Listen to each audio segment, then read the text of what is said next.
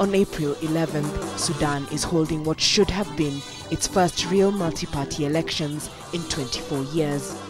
President Omar al-Bashir has been in power since the 1989 coup and disbanded most political parties during the 1990s. This time round, other parties were allowed to stand, but his main competitors have pulled out before the election, accusing him of vote rigging. Meanwhile, he's been campaigning as normal here in Kadugli in Sudan's central Kordofan province, which borders Darfur.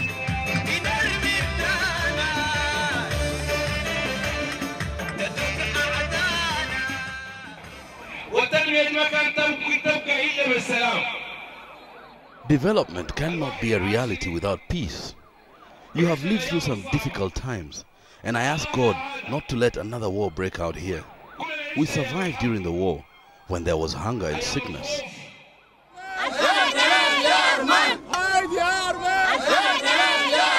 Before he pulled out of the presidential race on March 31st, Yasir Arman of the ex-rebel group SPLM, or Sudan's People's Liberation Movement, was seen as Bashir's main contender. His party has also announced an election boycott in the country's north. مستحيل أن تقوم It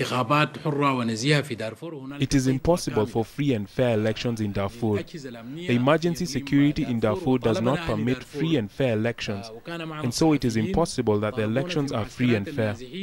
Also, the emergency security in the Darfur region has asked the people of Darfur in the internally displaced people's camp that the SPLM is not involved in the election. For our part, our response to the people of Darfur's political bureau is that we have decided not to run in the elections in the province of Darfur. So we will not be taking part in the presidential election, and I wish to thank all the Sudanese people and all who supported me. Some international observers have called for a 4-week delay to sort out issues like missing names on the electoral register. But the country's Electoral Commission and President Bashir have announced that the polls would go ahead as planned.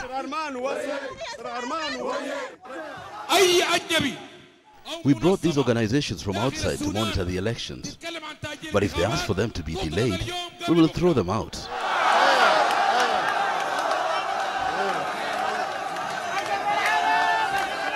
We are an independent state. Our dignity and pride above all else. And to maintain our independence is one of our biggest worries. We do not accept any direction or talk of any party or person.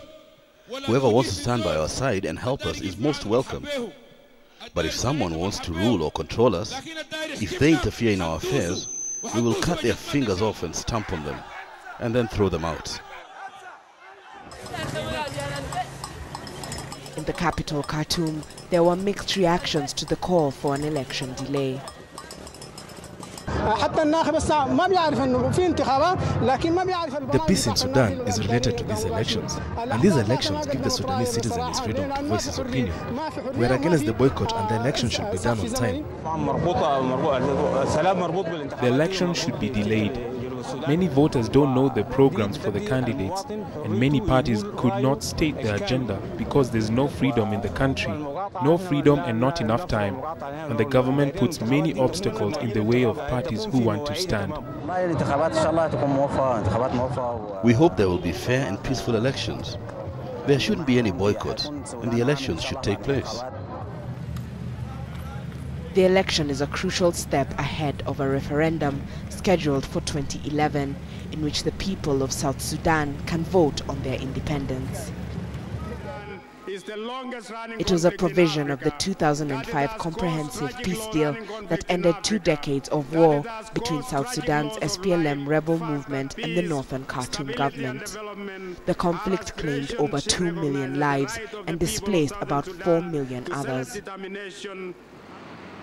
The South felt it wasn't seeing nearly enough benefit from the country's oil wealth, a lot of which is in the south. It remains an underdeveloped part of Sudan, and some leaders still feel that their people are being shortchanged. They control the production, the shipment of the oil, the marketing of it, the collection of the revenue, and then the distribution of that revenue. So in all these six steps of this oil, we are not involved, despite the fact that 90% of Sudan's oil is found in southern Sudan, and they are drilling it from here. So we have been excluded from that process. So in effect, we can say that there is lack of transparency in the oil sector, because our partner, the National Congress Party, is still behaving as if they are the only party and we are not partners with them. The election comes at a time when Bashir faces an international criminal court warrant for war crimes in Darfur. The UN estimates that over 300,000 people have died in a humanitarian crisis there since 2003, when the government and allied militia launched attacks on the region to hunt down Darfuri rebel groups. And even though the war in the south has been over for at least 5 years, there are still people from South Sudan living in refugee camps in neighboring Kenya. They say they have nothing to go back to and that their homes still aren't safe. Kakuma camp near the Sudanese border houses about 62,000 East African refugees, 18,000 of whom are Sudanese. Many of them would like to participate in the elections, and this group of elders has been trying to convince the UN refugee agency UNHCR to help them vote from the camp. Marco Dut is the leader of the Sudanese community in Kakuma. For an individual insecurity that may not help him to go back to Sudan, it was our request that UNHCR can facilitate, so that we open the way, or one of the stations here, Kakuma town, so that Sudanese who are over 18,000 can exercise their right and vote for this election. But it is unfortunate that the units, up to now, we did not yet receive any positive response from the UNHCR office. Officials say that facilitating a vote away from home is not part of their mandate, so they won't be able to intervene. Elections, UNHCR cannot take a decision. I think it's the government of Kenya, because they're the ones who are giving asylum to these refugees. They're the ones who can make a decision whether we can try and facilitate elections taking place here. But then really on our side, because we do humanitarian work, we can't get involved in political issues like deciding whether they can vote in this country.